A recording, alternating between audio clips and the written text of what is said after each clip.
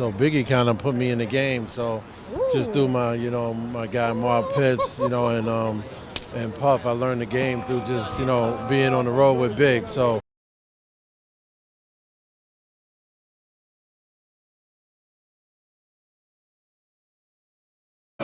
Really quickly, so we're here to celebrate Biggie's birthday, and I definitely have to ask you, what was one of the most lit birthdays that you had with Biggie? We ain't really do too many of those. The lit birthdays was before he was a rapper. Yeah. We sat in his building on the roof, and we smoked, got drunk, while the whole crew was in there 30 deep. Just the whole block out there just having the ball, you know what I mean? Like, all our fun times was like before rap, you know what I'm saying? No when doubt. Chips was 25 cents. Yeah, and the phone booth was 10 cents. Okay. You know what I'm saying? When Mike and Ike's. Yes. And Boston baked beans was still relevant, you feel what I'm saying? Yes. Whole different ball game. The youngest wouldn't know nothing about that. Nothing. Facts. Do you listen to anybody right now?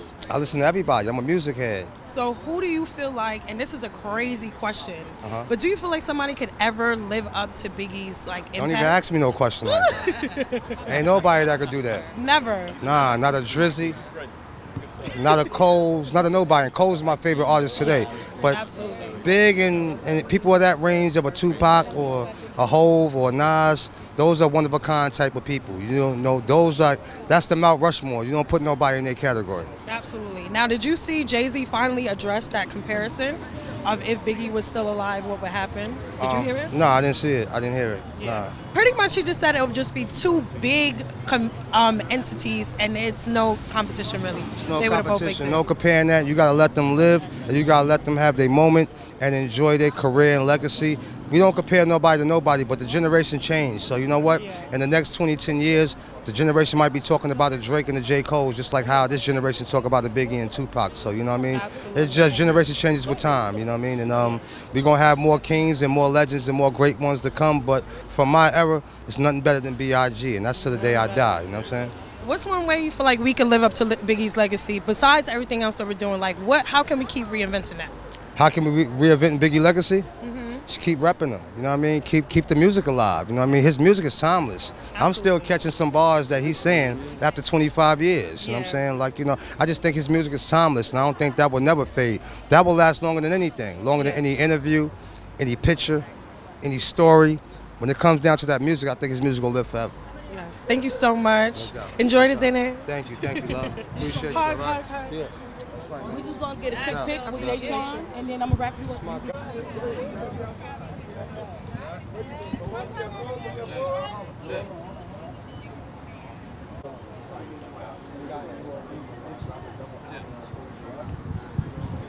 Yeah, just carry it. It's like 4 or 5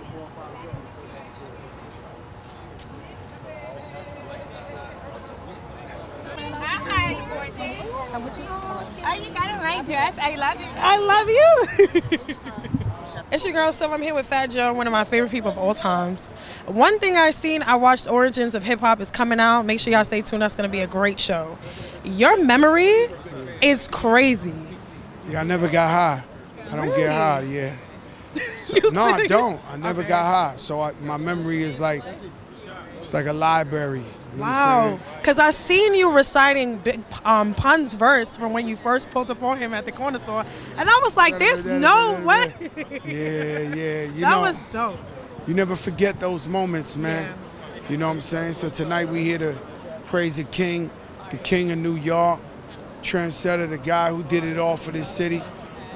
He was robbed from us at an early age, and we'll never forget him, man, and we'll uphold his legacy forever.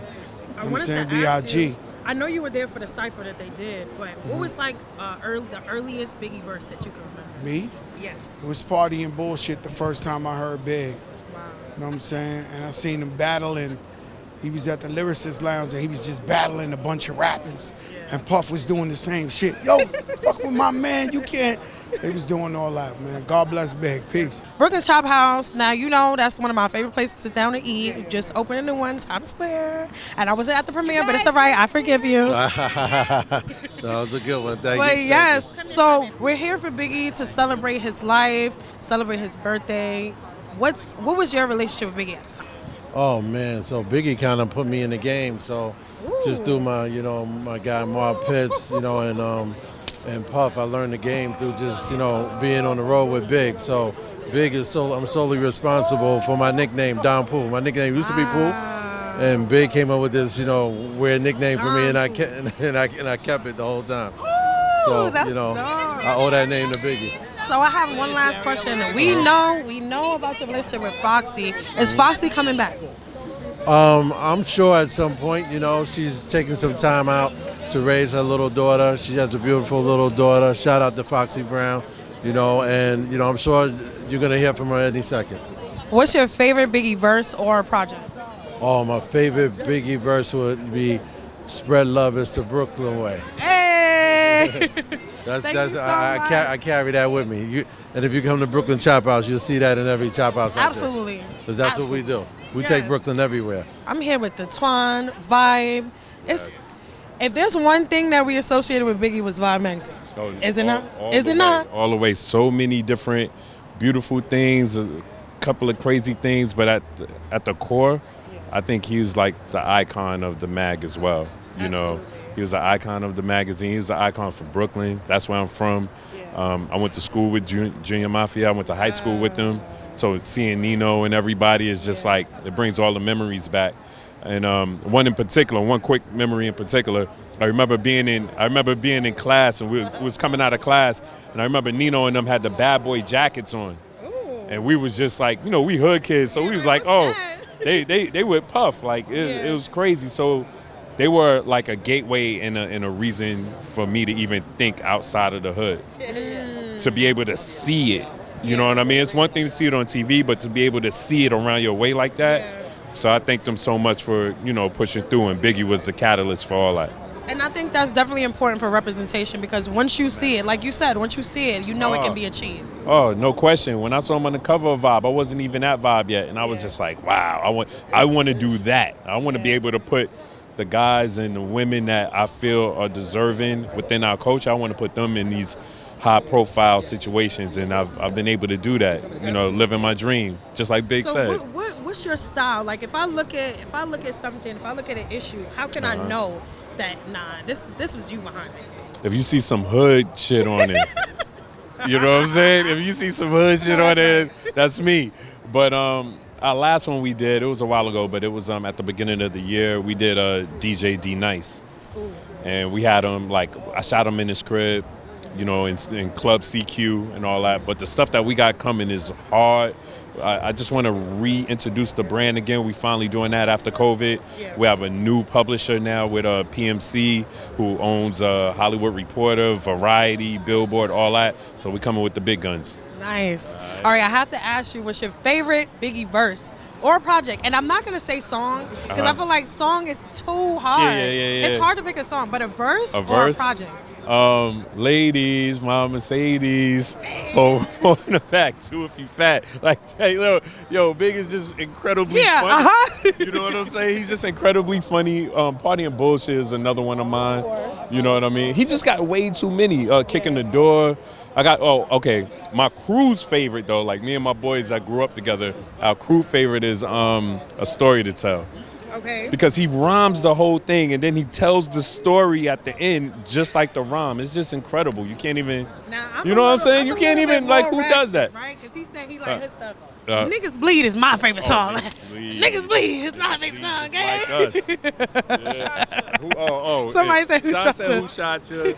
Another one of mine is Unbelievable. You gotta go with that.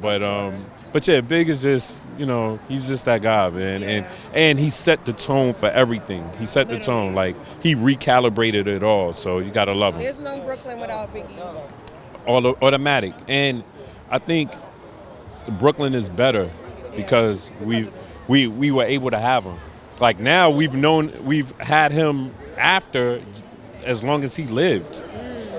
When you think about that, you know what I mean? Like, that's incredible for us. Like, we're still here loving him 20-something years later. Like, it's a blessing. Yeah, and to see CJ and Tiana, the way that they rep for him, moms, everybody, the whole team. You just gotta love how Junior Mafia keeps his name going. Kim, they said they wasn't gonna stop doing that, and they did. They did it. That's what's up. That's loyalty. Thank you so much for talking. I could talk to you all For day. real, I love this. For real. Thank you so much. Appreciate Girl, it. so you want to give your social media so they can follow you? Oh, sure. On Twitter, Daydog, DAYDOG, and on Instagram, just Datwon. That's it. So we are here with the legacy himself, CJ Wallace. How are you feeling tonight? I'm feeling great. Do people ask you how you are? Like, do they check in? They check Of course. So many people that I really appreciate for doing that. You know, my therapist is one of them. But you know, so you are in therapy. Of course, I gotta be. You know, was there like a reason? You know, just getting older and realize there's somebody I need to talk to other than family and friends. You know, somebody who's on the outside and can just give me a certain perspective that, you know. Sometimes you gotta pay for it. Sometimes you gotta pay for it. You know, at the end of the day. I have a therapist. Yeah, no, for I real. love my For real. therapist. I appreciate it too. Yeah. Yes, absolutely. So just to stay in that pocket, right? Do you feel like you got over? Can you get over death? Like, can you honestly, it's much bigger than just getting over it. For me, it's really just coming to grips with, you know, why am I here and why was it set up this way? You know what I'm saying? For me, it's really about, you know, being here for my grandma, for my sister, making sure that the same energy that my dad put forward is always there in my way, you know? Absolutely. But you can never get over it at the end of the day. You can't. You know, you just gotta get through it, talk to the right people about it, you know, and you know, get closure in the safest, healthiest ways possible, I guess, you know? Yeah. That's good, because I know we dealt with a lot of loss in the last couple of years, but there's nothing compared to being reminded constantly of the legacy and just the impact that Biggie had on everybody. So I send you love and prayers. Thank you. But you do have your own thing going on, Frank White. Yeah. Can you tell us a little bit about that? Yeah, man, it's a lifestyle, creative brand, that we're looking to, you know, input fashion, cannabis, content. It's really just a creative hub. I like to think of it as a creative hub where all types of things are just pushed out. You know, we're in the cannabis space, we're in the, you know, CBD, fashion space. So yeah, we've got a lot of different things coming out. We just did a collaboration with Mitchell & Ness, working on this project with Lexus. So it's a lot of different things that people are going to see in the next coming months. How's your relationship with the mafia behind come on. it? This is my... How you doing? How you doing? Come on in here with him. Come on in with him. How y'all doing? So how do y'all? Yes. This is the relationship with the mafia. It's a family. It's a family. Hold on, Johnny. We recording. They can go ahead. But yeah, it's okay. All right. So I do. They stealing him. I was trying to steal him. I was trying to steal them. He wants a group shot. wow, man. I'm trying to get one shot. This is a historical shot. I need you in the shot too. How about right here then? How about that? Can I get you right here? All right, yeah. Take the picture so I can get this interview with y'all. They're gonna come. Right here, 1, 2.